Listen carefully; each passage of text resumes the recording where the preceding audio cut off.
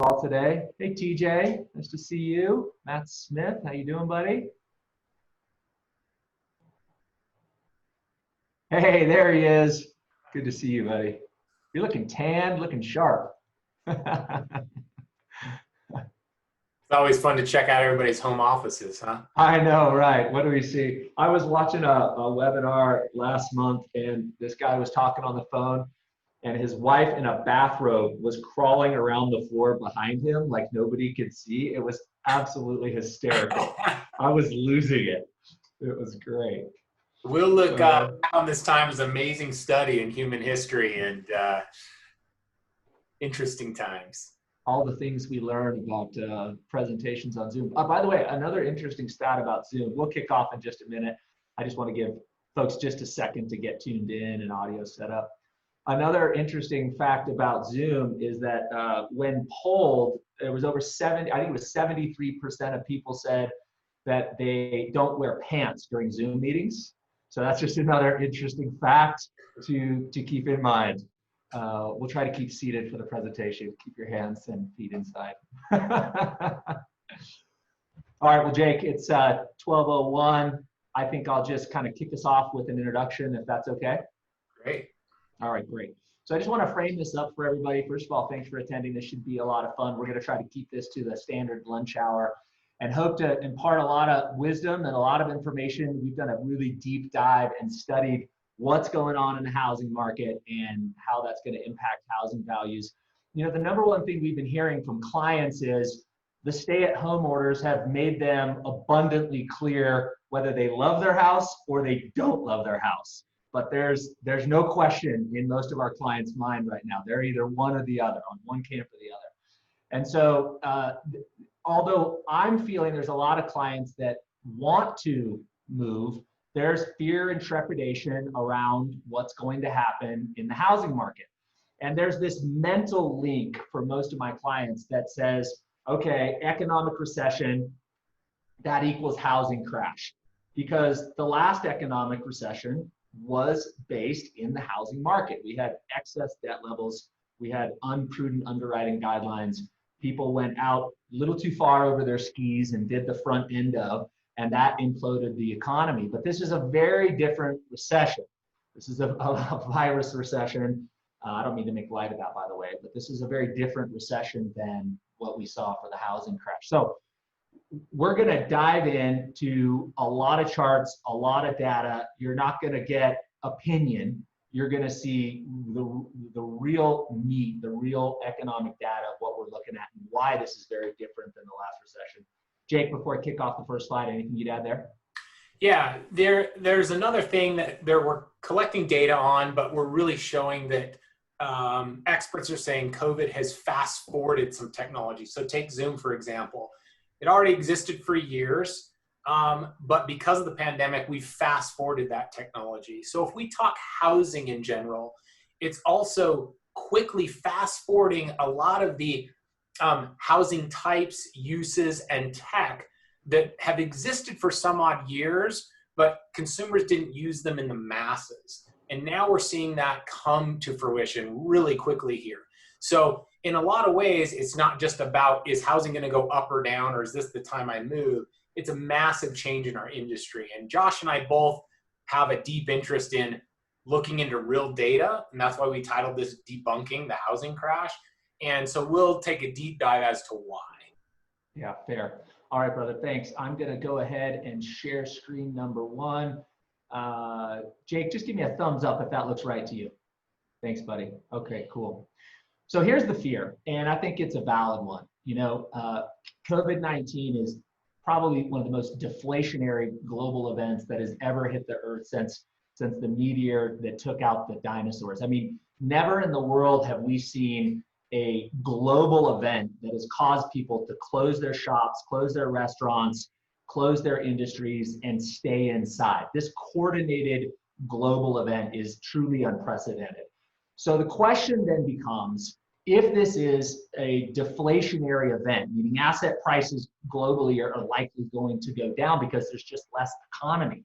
And we know that the stock market's doing pretty good right now, But if you look at most businesses, you look at what the airlines are telling us, you look at a lot of different businesses that aren't even given economic forecasts, we're seeing a contraction in the economy. And that usually equals deflationary pressure, lower valuations of all kinds of asset classes. So the question is, if that's our current reality, which the news is reiterating to us over and over and over, how is it that US housing can still do well? Well, there's 5 reasons. And the thing that we need to keep in mind around housing is that there are equally, if not greater, inflationary pressures that are currently pushing housing prices higher. So here they are. We've got record low inventory. We've got rising home ownership rates. By the way, the new home ownership rates for the second quarter just came out. I think it was either yesterday or the day before, and it's blockbuster. We have changing demographics. That's going to be an incredible slide that is going to take a lot of people by surprise. And we have home prices aided by low interest rates. We're going to show you what happens to housing prices in most recessions and how that's linked to interest rate fluctuation. And what's very different than the last recession, probably one of the most stark contrasts, is the amount of equity that Americans have in their homes before. The amount of equity that Americans have in their homes now as compared to the last recession. Jake, I think you wanted to show something at this point. Is that right? Yep. So Josh and I are going to switch back and forth just a bit here. We realize our audience is relatively Utah-based, but there's a lot of people outside of the state of Utah. So we're going to share kind of macro and micro info. Most of the micro will be me. I'm an expert in Utah real estate, namely Wasatch Front, Wasatch Back, Salt Lake City, Park City areas. But we'll speak to a lot of the national market too. So in layman's terms, a lot of people think, okay, if things soften, then we should be experiencing a crash. And that's probably a simple way to put it.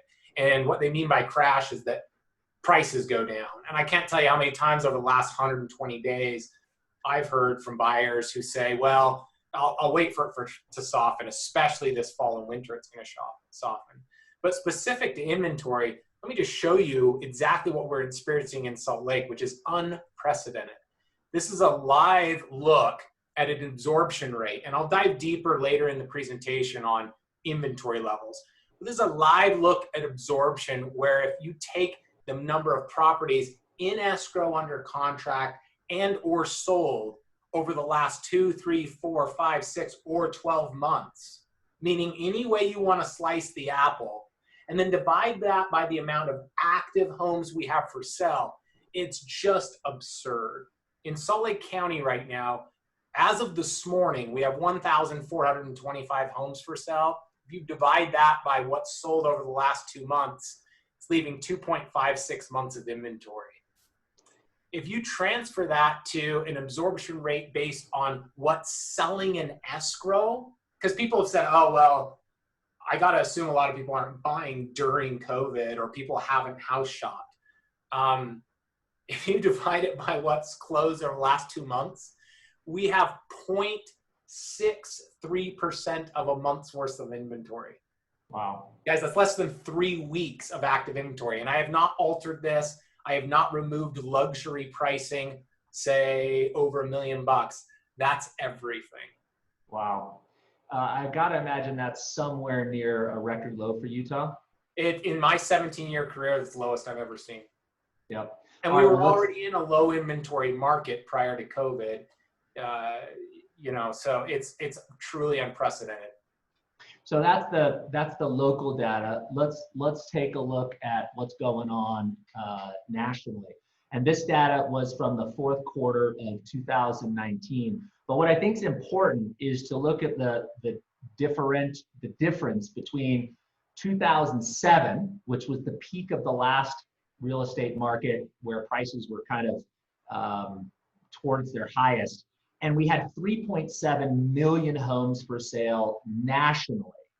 Now, fast forward as we enter this economic contraction, this recession, we have 1.8 million homes for sale. So your inventory nationally, and again, this takes luxury and everything else like that into consideration, you have less than half the amount of inventory available. So think of it this way. In the United States, we've got 1.8 million homes for sale, and we have 328 million people in the country. And there's 128 million households. So if you have 128 million households and only 1.8 million homes for sale, that is 1.4 homes for sale for every 100 households. That's just simply not enough inventory, because if you look at 100 people, people usually move about every 7 to 10 years. That would tell you that there would be somewhere between 10 and 13 households looking for a new home this year out of every 100. But there's only 1.4 home for sale. So it's a gross shortage in the amount of homes for sale versus what's needed out there. Yeah, and Josh, I'm going to show just one more thing here. There's a million ways you can slice data and show it, but this is my favorite way to look at Salt Lake and Utah as a state right now. So this is a snapshot of the active number of homes coming up for sale on the market every day since January through today. And the orange line is 2019, the purple line is 2020. And this is all of Utah. This is our entire MLS system. As you can see, when COVID hit, we were already listing less homes on the market on a daily basis in 2020. And then the gap has only widened. So fast forward to yesterday. Yesterday in 2019, we had 9,876 homes on the market. Yesterday in our state, we had 5,400. If you look at Salt Lake County, yesterday we had 1,435 homes for sale. Same day last year, 2,686. Okay, and then contrast that. That's how many are coming on. Contrast that with how many go under contract each day, and look how the graph inversed. And although we have far less inventory, if those of you kind of running quick math in your head, 40-ish% less inventory, yet on a daily basis, look where the chart crossed purple versus orange, meaning around May 1st, even with 40% less inventory in Salt Lake County, we started contracting more homes on a daily basis than the same day last year. Mm-hmm. And for you locals, you got to remember how strong our market was last year. Okay, so Salt Lake County, yesterday, we had 3,134 homes pending with 1,425 available for sale.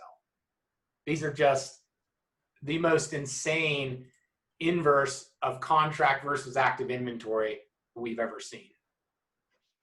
Yeah, big time increase in demand and lack of supply for sure. All right, so let's move into reason number 2 that we're going to debunk the housing crash here: rising home ownership rates. So I find this really fascinating. And what you'll see here is that the home ownership rate peaked here around 69% in 2005. And if you take yourself back to that time, we remember what was happening with house prices. They were just astronomical. They were just going through the roof, and homes became unaffordable. And then we hit the economic recession, the Great Recession, and we start to see the home ownership rate drop, and then boom, really just kind of fall off a cliff here. Well, this range from, let's call it 2009 through 2017, you have to realize that the millennials that were at home during that time saw their parents lose jobs, they saw them lose their homes, they saw them lose their retirements, and far too many of them lost their relationships and marriages. I mean, I had an unbelievable amount of clients came to me during that time that just says, we can't weather the economic storm, we're breaking up. So you have these children, these what would have been first-time home buyers, have all this trauma around housing, and it's really taken us a full decade, 10 years. Well, starting somewhere in late 2016, the homeownership rate started to go up a little bit, but look what happens in the fourth quarter of 19 and the first 2 quarters of 20. the home ownership rate starts to skyrocket higher. Now, what's interesting is these gray bars, which you're going to see throughout this presentation, if there's a gray bar in the presentation, that means that that's a recession. So to see the home ownership rate skyrocket in spite of a recession is incredible. And the home ownership rate as of the second quarter is back up above 68%, which is pretty darn incredible. We're very close. And one other way to look at this too, guys, is Josh rattled off a couple slides ago, 328 million people in the US, 128 million households. And if you look at this graph of home ownership rate from peak to bust, there's a difference of 4%. Okay, so if we were where we are currently at in, say, bottom of 2017, and we were to go back to the peak of 2005-06, that's a difference of 4%. If you translate that to number of households, that means we're about 4.5 million households short of the peak. What's very interesting about that number to me is that's about the same amount of single family houses that sell annually in the US. Wow. In layman's terms, we're about a year's worth of sales off in home ownership rate, and everyone's surging back. We'll explain why we think why, but they're surging back to the market right now while we also have unprecedented low inventory. Thanks for the segue. All right, so reason number 3 is that demographics are changing. And I find this correlation shocking, and I'll try and explain it as succinctly as possible. But on January 22nd, 1973, the United States Supreme Court affirmed the legality of a woman's right to have an abortion under the 14th Amendment, also known as Roe versus Wade. So if we know that the average, I'm actually going to talk about the age of the average homeowner next, but the average age of a first-time homebuyer is 31 years. 33 years, excuse me. That's the average age of a first-time homebuyer according to the National Association of Realtors. If you take 1973 and you overlay 33 years, what year is it? It's 2006. So let's look what happened with household growth. We see going back to 2002 on the left side of this slide that we had in the blue line lower household formation and growth than we did annual housing completions in the orange line. Same thing in 2003, less household growth, more household completions, similar in 4, similar in 5. But look what happens in 2006, my friends. 33 years after Roe versus Wade, you start to see a distinct reduction in the number of households. So right as the real estate market was reaching unaffordable levels because of the rapid appreciation, we also had the demographic trends reverse, less new household formations as a 33-year delay from the reduction in birth rates due to Roe versus Wade. And had home builders been looking at this trend in 2006 and went, wait a minute, we've got way more annual completions of homes than we have household growth, and household growth is dropping like a rock. We need to stop building homes. Unfortunately, builders weren't looking at this slide. And then you'll see here's the after years, the effects after Roe versus Wade. Less annual household growth, less growth in 9, 10, 11, 12, 13. All right, 14, we start to see an uptick in household growth. 15, we start to see more household growth than annual completions. Jake, I don't know if you know this off the top of your head, but what were the appreciation rates in Utah in 14 and 15, if you just had to take a guess? Yeah, we were 12 to 13% median price appreciation in Salt Lake that time. It was just skyrocketing. There you go. So here's what happened. We had way too many annual completions, too much supply. We had not enough demand, not enough household growth. And we had a crashing value through 10. And then we started to pick up maybe 11. We started to pick up the number of household growth. As soon as household growth catches up to annual completions and starts to exceed annual completions, 15, 16, 17, 18, 19, the same thing will be in 20. you have massive, massive appreciation. Yep. And here's one other thing, Josh, if I can take over screen share for a sec. You bet. I'm going to shift here from data talk to street talk, and I like to do that fairly often when we're presenting. But in layman's terms, one thing this graph, here's a hunch, okay? I'm not proving it in data. The graph doesn't go over it. But the other thing I keep hearing, you'll see a lot of articles about the last couple of years, is just affordability. And a lot of consumers I meet with from street talk, they're kind of like, well, why don't more builders just build more houses? Why can't we just do affordable housing? I won't go off on a major tangent there, but what we're also seeing due to this technological change, and I said kind of COVID fast forwarding some things that have existed, but now consumers are using them in droves, is the need for builders to build at an affordable price demands a new type of product, matched with what Josh went over, an age demographic of the first-time home buyer and the waves. We'll dive deeper into the type of buyer coming up soon. But they're demanding a new product. A new type of product has to come to market. And I just wanted to take this segue to share an example with you. And if any of you are local, we've got this home I'm about to show you in the Salt Lake Parade of Homes, which starts this Saturday.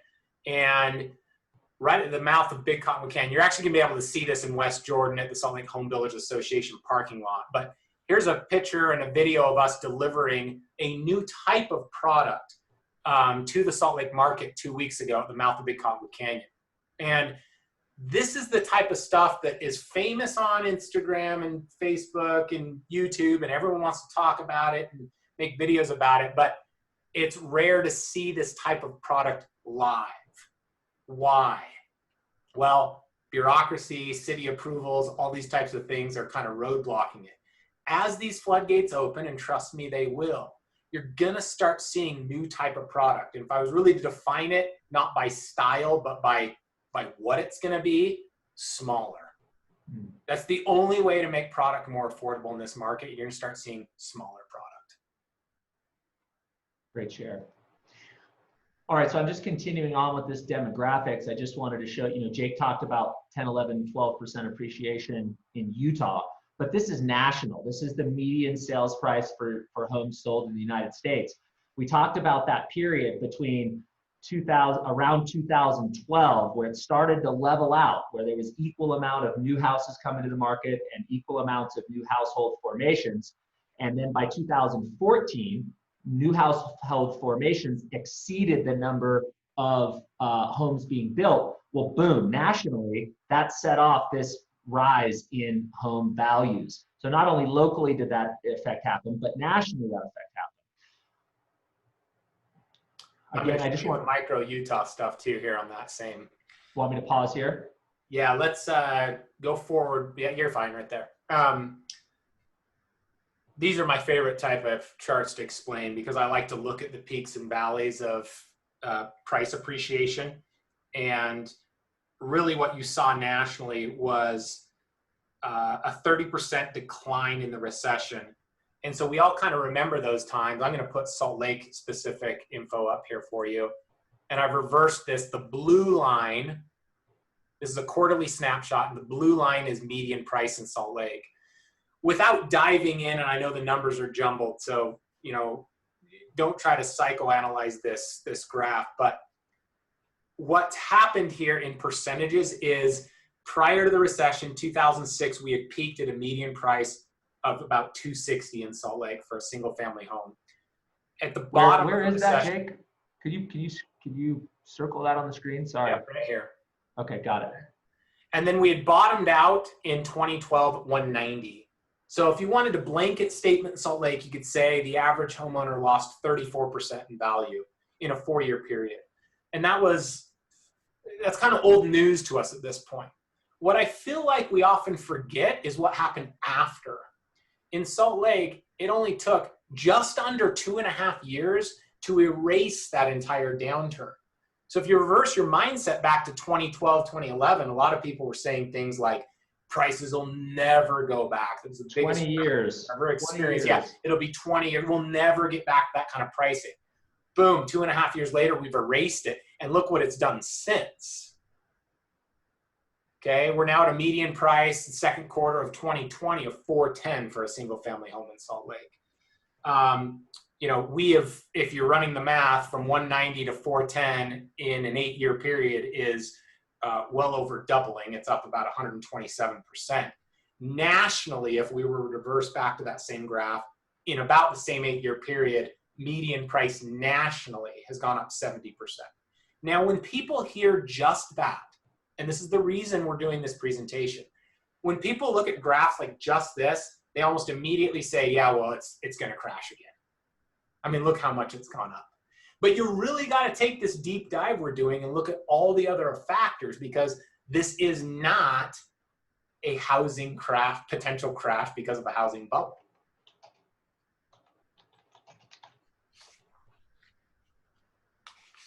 Great, thanks, buddy. All right, I'm gonna go back to sharing this next screen here.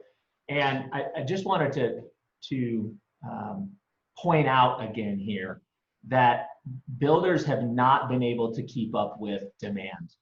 You see, this is the total number of housing starts going back all the way to 1960. And if you kind of just, you know, those gray bars again, friends, are recessions. And if you kind of just drew a line through the center, kind of the average, right through the median here, seems to be about 1.6 million housing starts. Going back to the 60s, we spent some time below, we spent some time above 1.6, but that seems to be kind of the center line through this trend over the years, if you were to level out the peaks and the valleys.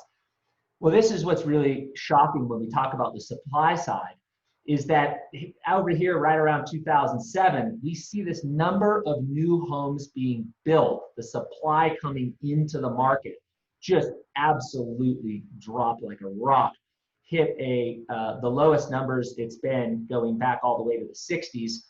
And what's so interesting is over the last 10 years, it barely made it back to 1.6. We spent a decade, a full decade below 1.6 million housing starts. Look at the 60s, look at the 70s. Look, we've never spent a decade below 1.6 million housing starts. And to the very far right, do you see the graph just crash down again? Well, that's the first quarter of 2020. And you start to see well, actually, I'm thinking this data was probably through June. So we start to see the impacts of COVID and housing starts stop again. So again, this just speaks to what's going on with the supply side, where we have very limited supply. And again, this slide speaks to the demographics and the buy side. These are the people that are going to be coming into the housing market. So if we look back, these are the births from each generation, all right? So we talk about what was going on, the number of people that turned 33 in 2006. Of course, these people were born in 1973. We see this drop. We see how the demographics go down. There's less people born during this time, meaning that 33 years later, 2006, you have less people turning 33 years old. That's where we had that housing crash. Now, fast forward to today, we're in a very different place. We start to see today that we have an increasing number of people turning 33. So while we have a limited amount of homes, because builders haven't been keeping up, we have a rising amount of demand, because more and more millennials are turning 33 today. That's on an upward trajectory, and 33 is the average age of the first-time home buyer. Jake, that's a little bit of a complicated slide. Did I explain that all right, or do you have any questions on that? Yeah, I'll just add a little bit to it to perhaps clarify. So if in street terms, back to kind of some street talk, a lot of people ask me, well, why don't builders just build more? Or when the market started surging back post-recession, 2014, 15, 16, a lot of builders then, you saw cranes come back down to downtown Salt Lake. You drive down right now, and prior to COVID, you're just seeing tons of new apartments being built. So all these types of housing types are surging back. And so in layman's terms, most of us look at that and say, yeah, in a good economy, builders build, and in a bad one, they don't. But if you're paying attention to the last two graphs, the opposite should be true. really builders should be building or entitling land and doing all they can to build right now, especially if you add on top the wave of first-time home buyers that are coming to market, turning 33 years old now, versus Gen X becoming first-time home buyers. That's the age demographic point. If you consider the softening of the supply chain around the globe because of COVID, although it's difficult to get supplies, it's making it hyper competitive, and it will put downward pressure on build costs. Okay, so the begging question becomes, well, why then? This economists could break this down, and they would be advising builders to bring product to market. My personal opinion, why you are not seeing that, is just purely cost. It's in Salt Lake County right now, the price to deliver, and I'll just show you so that I actually, Josh, if you can turn me screen share, I'll just give you some live examples so you can see we do know what we're talking about. We don't just make up numbers. Here's some custom homes that we have delivered to market within the last year and a half. And this is on breenhomes.com. My brother's the contractor. He's Salt Lake Home Builder Association president, so he knows his stuff. Really kind of this type of custom quality, guys, you're looking at an absolute minimum hard cost of $150 a foot to, more modern style. People are wanting around $255 to even $300 a square foot. So although builders are not naive to the fact that product is needed, it's really, really difficult to bring that to market at an affordable cost. And it's, if you're catching our hunch here, adding inventory of existing single-family homes to this discussion, you really see the opposite of a bubble that we're building. Yeah. It's the, what's the opposite of a housing crash, right? That's why we're really debunking, that's the point of this presentation, is debunking any sort of doubt you could have that the housing market continues strong. Until we see inventory changing, first-time home buyers coming to market slowing down, and build costs soften, there's just absolutely no way we see a devastational crash. Yeah, and so reason number 4, to continue down that trend of thought, Jake, is that home prices are aided by low interest rates, meaning that you've got an inverse relationship. The lower the interest rate, the better that home prices do. If we look back over the S&P Case-Shiller U.S. National Home Price Index, we're going back to the 70s, so we're talking 50 years. You're going to notice that we've got these gray bars, and these are the economic recessions. We've had 7 recessions in roughly 50 years. So recessions, well, I guess 8 if we're now counting 20. And here's what's really interesting is look at what happened in 71. Look what happened in 74. Look what happened in 81. Look what happened in 83. As we go into these recessions, the blue line, which is the average value of the National House Index price, you see that these real estate prices actually go up through these recessions. That doesn't make sense. Actually, I think in 91, home prices went down 1.9%, not substantial. In 2001, we had another recession, home prices went up. So where's the clear outlier? Well, the clear outlier is obviously the Great Recession. The epicenter of that recession was in housing.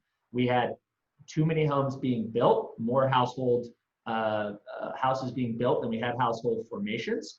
And we had house prices go too high, and we had a bubble in the lending industry. That all imploded at the same time, and we saw housing crash. So the question is, why is that? If we look back at those 7 recessions, how come the first 6 did pretty good?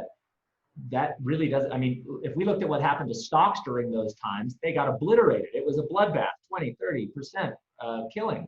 Well, here's what happens. As soon as there's an economic recession, the Fed steps in to try to stimulate the economy. What's the first lever they pull?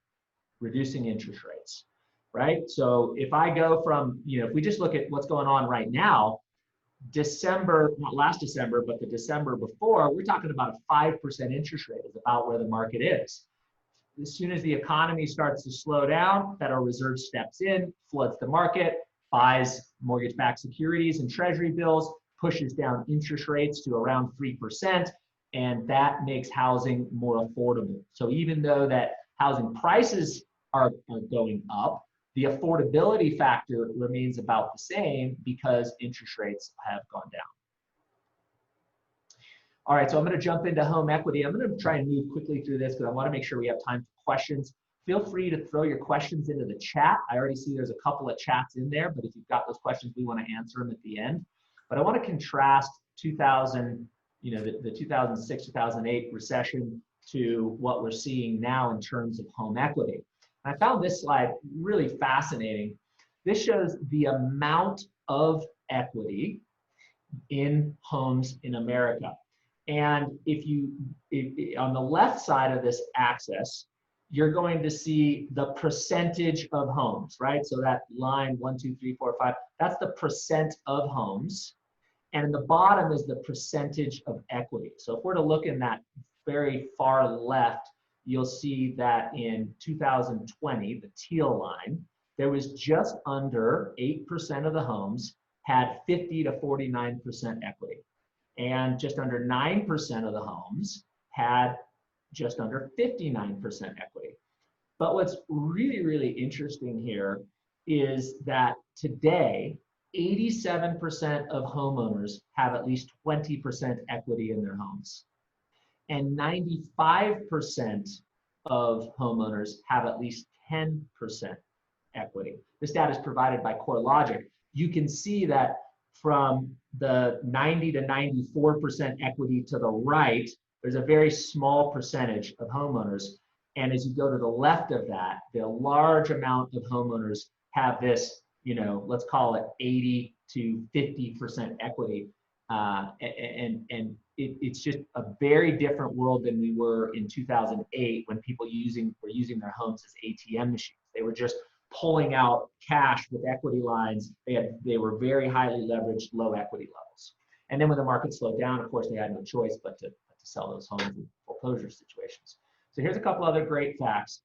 58.7% of all homes in America have at least 60% equity. It's a lot of equity. 42.1% of all homes in America are owned free and clear. 42 out of 100 homes in your neighborhood are owned free and clear. Well, that's true across the country, maybe not in everybody's neighborhood.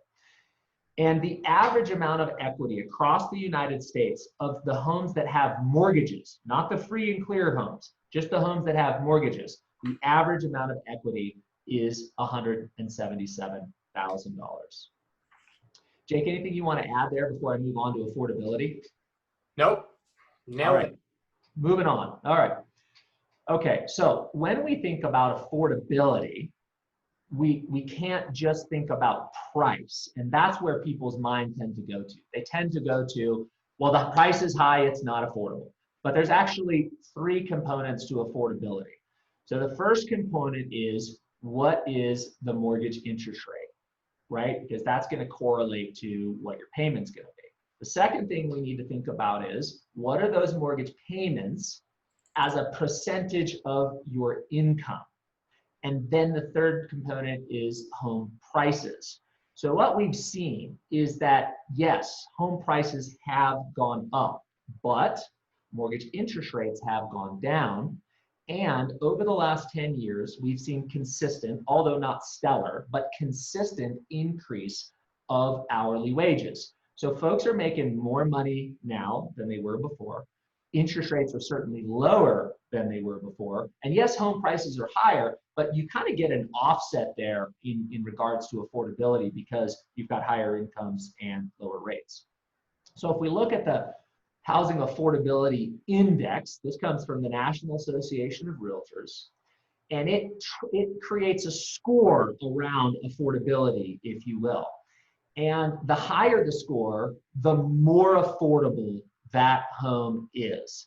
So we want to see nice high scores. Well, let's go back to 1990, and we saw relatively affordable housing, but those scores were coming in between 108 and 138 over roughly a 20-year period then. And then boom, we start to see affordability get a lot better from 2009 to 2014. Well, what was going on there? Well, we started to see the housing crash. So housing prices were going down. We entered into an economic recession. What did the Federal Reserve do? They pulled that interest rate lever. They dropped interest rates down. So now you had much lower home prices, drastically lower interest rates, really, really great affordability. Now, that was a period when people were freaking out, like 2009, 2010, 2011. If you were in Utah, when did it start to pick back up, Jake? What year was it in Utah? Winter of 2011 into spring of 2012 is when we bottomed out. And what's funny is if you take home affordability index and you overlay unit sales, which is just a factor of are people buying.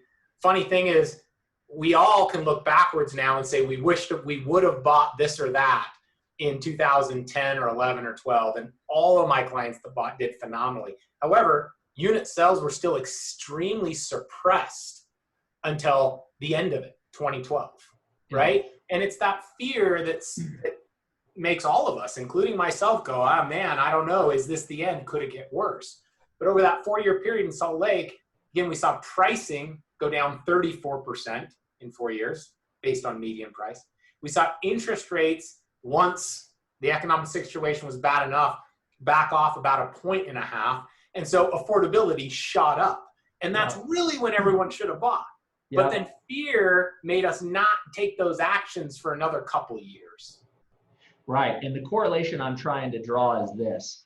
As the affordability index goes up, if we overlaid the housing appreciation, we saw that nationally around 2012 to 2014, you really started to see some appreciation start to occur.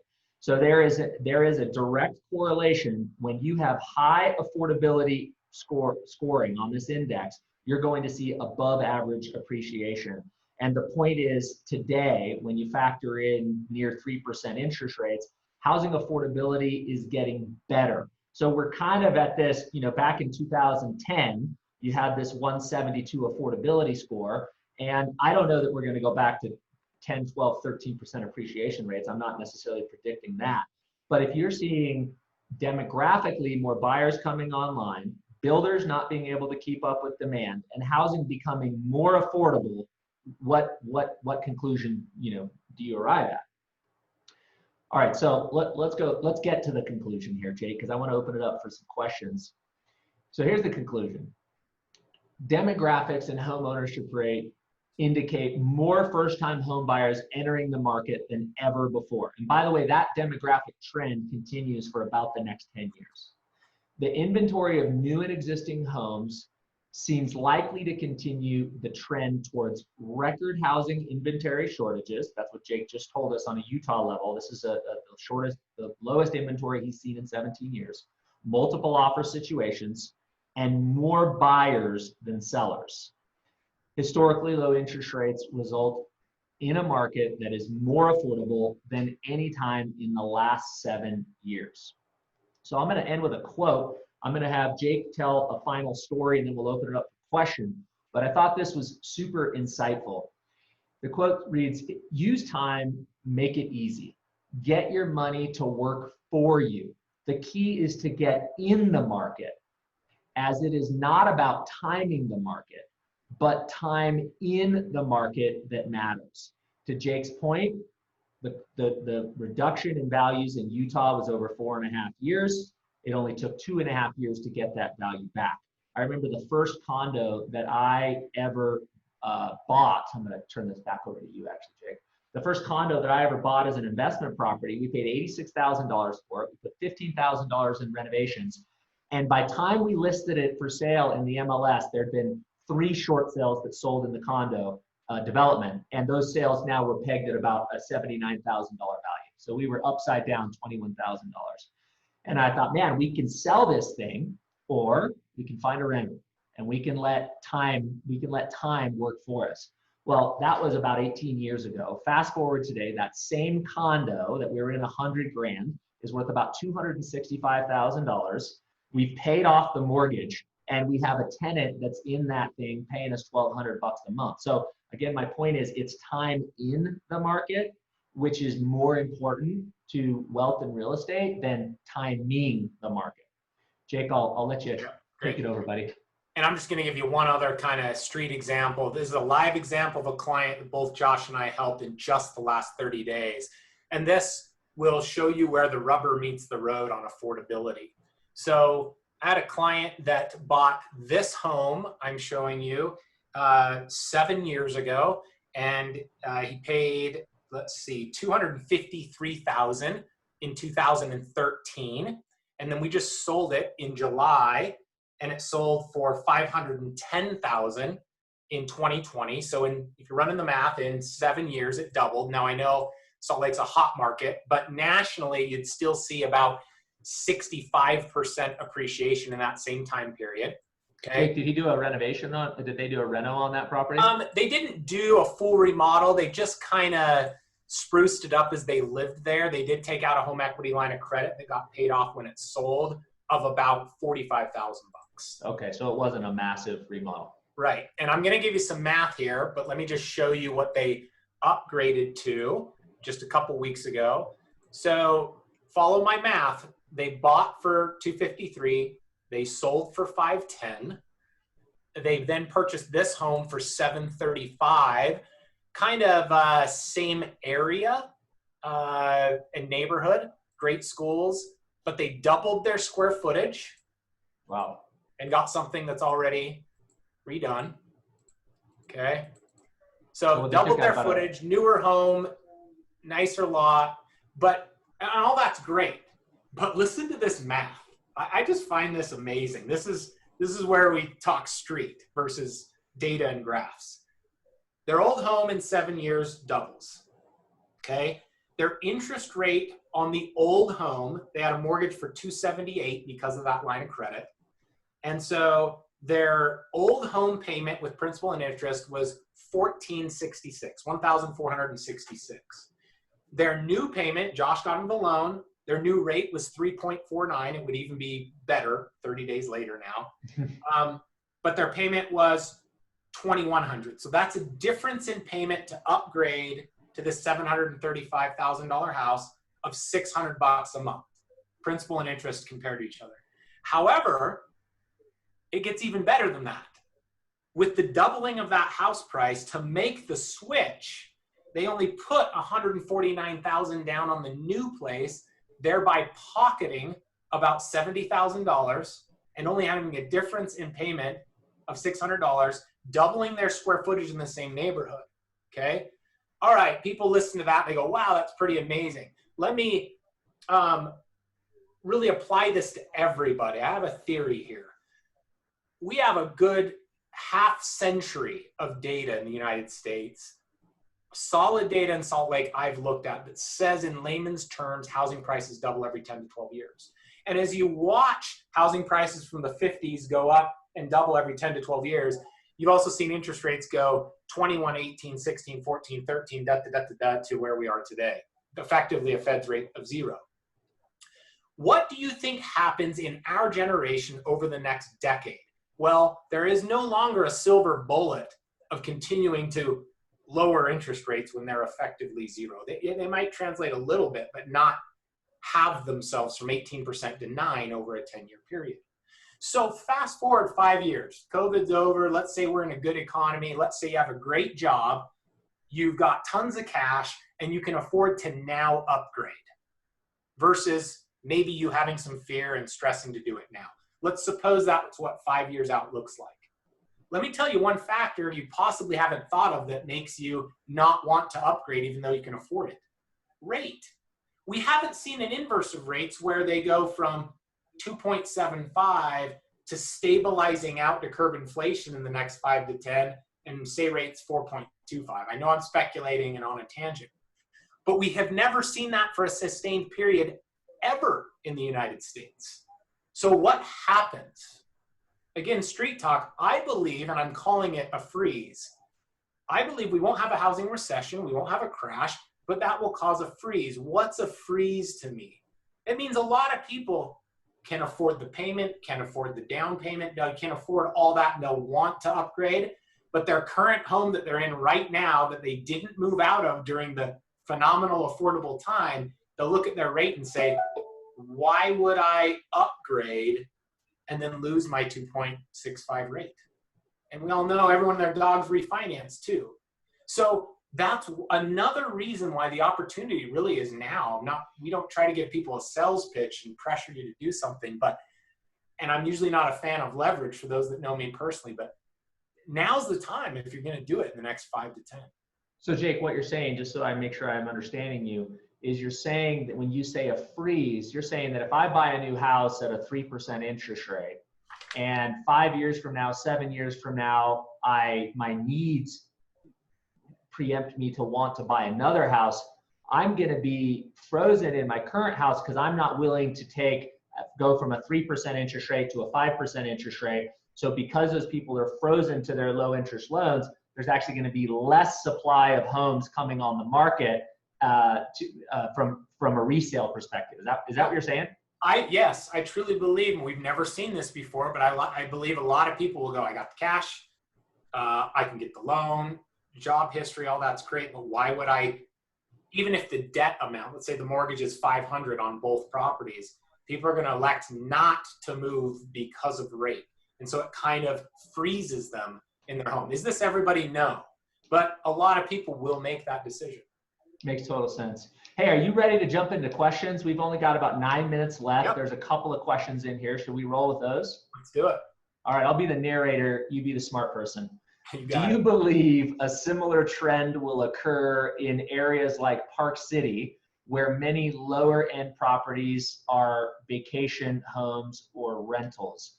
And I think that was in regards to one of the slides that showed that we have limited number of inventory and increasing demographic first-time home buyer demand. Yeah, let me address that in several ways. And Cheryl, if I don't answer it specifically, feel free to reach out to me after and I'll give you specific answers to your question. But a couple things about Park City. One, Berkshire Hathaway, our company, we are over 50% market share up there. So I have phenomenal intercompany data on that market. And last week, which was a 4-day work week because of the 24th of July, that's a holiday here in Utah, we pended as a company more volume than we ever have in our history. We did 104 million pending contracts. Okay. And most of that inventory was between 1.5 and 5 million asking price. That market, it's hot. We could pontificate on why people moving from East and West Coast wanting mountain marks. I'm not going to speculate, but it is insanely hot. When it comes to rentals, we are seeing demographic and zoning changes left and right, and municipalities are finally jumping on board. You do realize a lot of people who are renting out on Airbnb and VRBO throughout the nation are doing it illegally. They're against zoning code, but it's not being enforced. And that type of rental market is now demanding change on the city zoning level. So again, we're talking 5 to 10 years out. Yes, I believe we'll adopt laws that support what consumers want to do. And if you run the math, that will only continue to bolster that market. So yeah, I'm very bullish on Park City appreciation. One caveat, you can't take median price appreciation percentages. Like when I say the Salt Lake market, that client I just showed you, the live example, whose house price doubled in 7 years, that's 100% appreciation in 7 years. You can't apply those exact same percentages to the luxury market. It's not to say luxury is going to double, but point is I can always hyper-analyze your specific situation, and if it is in luxury, I can always say, all right, here's luxury-specific data and give you real answers that are specific to your situation. Cool. This is a great question. I love this question. This came from BP Films. So BP says, if the home market is struggling to supply enough inventory to the Salt Lake City market, why am I noticing so many price adjustments on SLC homes on websites like Zillow or Redfin?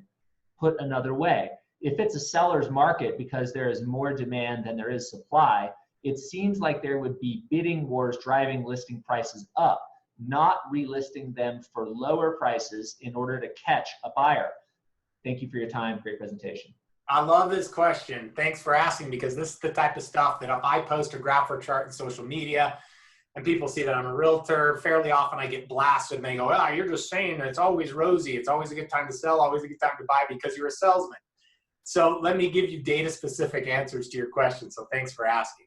One, as I showed earlier, in the last 30 days, we've pended 3,362 homes in Salt Lake County. 60.2% of those 3,300 were multiple offer situations, okay? And in fact, there's an article on KSL this morning that goes over some of this data. One. Number two, be careful on where you get your data from. So Redfin and Zillow don't have what's called a live IDX feed into our MLS system.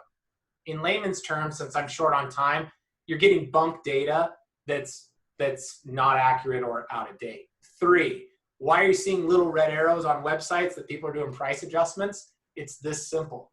They overpriced. You can be in a phenomenal market, yet people overprice all the time, right?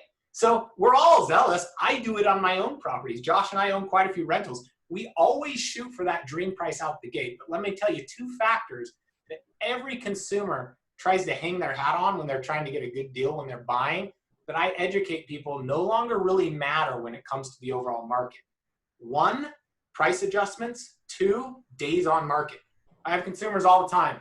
Oh, well, I'll get a really good deal. This one's been on the market 100 plus days. No, that just means the seller overpriced. You watch, the second their price comes in line, they'll have multiple offers, it'll sell in a weekend. Well, I think that's a good thing. I think what you're saying is this isn't a wild, over anxious, overzealous feeding frenzy that whatever price hits the market, somebody's willing to pay, which would be emblematic of a bubble type situation. You're saying that when a good home in a good area hits a reasonable price, it's selling fast and there's a very little inventory of those homes per se. Yeah, exactly. And everyone shoots for the stars out the gate. We're all, tied to our personal homes, especially if it's your personal residence. And realtors do it too. Let's start with this. The market's crazy. There's no inventory. Let's see. And some people, I try to advise my clients when we shoot for that dream price to adjust every Monday, but in small increments. So if you look at some of my listings, they have a lot of price adjustments. And we know we maybe overpriced a little bit to see if anyone would do it. But, after 4 price adjustments, 5 weeks later, it helps my client psychologically sleep better at night to know we tried for one price. But then as we come down 3 or 4 times swiftly, all of a sudden we have multiple offers. So don't let price adjustments make you think the market's crashing or softening. You got to look at kind of the all-encompassing picture. And hey, Jake, you mentioned that Redfin and Zillow don't have live access to the multiple listing service. They're buying information on delay. That could be 2-3 weeks dated or not even accurate. Maybe the home sold and it just didn't get updated to their feed. So there is a platform that Jake and I both have stumbled upon called Home Scout. And Jake, let's do a follow-up email to everybody. Give them a link to Home Scout because Home Scout has a live API, is that the right initials? ABC, QRS, yes. API, you got it. It has that. It goes right into the MLS, essentially gives a buyer the same capability that a realtor has with direct access into the multiple listing service. And Jake can send a link out to that. Yeah, and I can't stress how vital that is. I'll wrap right here, Josh, if you're okay with that, because we got 1 minute. But, and look, you don't really, if you don't want to use us, you think, realtors are jaded, we're trying to get you to shop on our site, that's fine. But go to a live site. In a fast market like this, I can't tell you how often I have consumers email me overnight, can I see these 6 homes tomorrow? And then when I check that at 5 in the morning, 5 of the 6 are already sold or under contract. And that was weeks ago. And it makes consumers upset. They go, well, I just saw this on Zillow. You're lying. Zillow says it's for sale. I'm like, Zillow is not listing these houses. Their feed is out today. And it becomes crazy frustrating for your consumers that are shopping to spend, up to 1 in the morning looking at houses to find out they're all already gone and the site was out of date. So I won't say much more about that, but I teach classes on that. I've got a lot of data to show you where to shop. But in summary, for your personal situation, it depends on price demographic and where you are at in the market. And whether you're first time or move up, we're experts. You know, reach out to us. We're happy to give advice, and we can really psychoanalyze your specific situation. Whether you're in Utah or outside of the Utah, Josh lends in all states. And I've built over the last 5 years a vetted, top producing network of realtors around the country, as I've spoke around the country, who speak like we do and know the market, their local market, like we do. And we don't just have a list or an old Rolodex. We've got a software system that makes them responsive to you. So we can really answer your questions in any market around the US. And we will send out this recording to all of you. And if you've got any individual questions, just reach out to us. We're happy to answer them. All right, everybody. Thanks for tuning in. Feel free to shoot us an email with any questions. We'll follow up with an email to you, checking in on you. And it was a blast. Thanks for attending. Thanks, Jake. Great job.